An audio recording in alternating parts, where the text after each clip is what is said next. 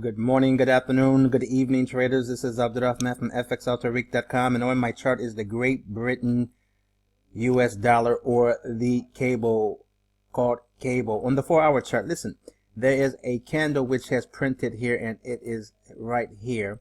It has closed below the 1.4392 level on my zone off of the 4-hour chart. Now, I would be leery to enter into this particular trade for a few reasons. I'm going to highlight them.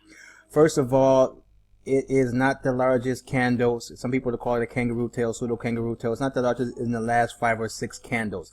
A dequalifier. It did close on the below the zone, and the wick is pretty nice. But here's what would get me in this particular trade. I wouldn't trade this one right now because of what is happening in the market. Having a market analysis as what's going on with the U.S. Dollar and what have you. So, and you have the NFP potentially coming out this Friday with news off of the, not the NFP, but necessarily the unemployment coming out on this Friday. So this particular candle may or may not play well in the realm of the next couple of days, and the stop loss of somewhere between 78, 80 pips, 90 pips, 70, 87, 85 pips will be an issue on this particular candle.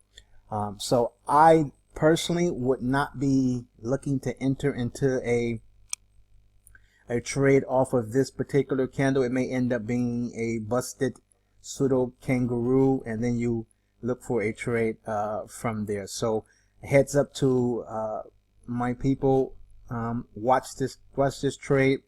I personally would be cautious in entering into a trade with this particular setup, knowing that it's not the largest in the last 5. It did close up on the zone. It didn't close inside the previous candle, but that's okay to a certain degree because this is a very small candle at any rate. Had it closed inside there, that may have been another positive issue for it. But with that said, I would leave this one alone, and if I'm wrong, I'll just miss out on the trade. But this is some of the reasons why I wouldn't take this particular trade.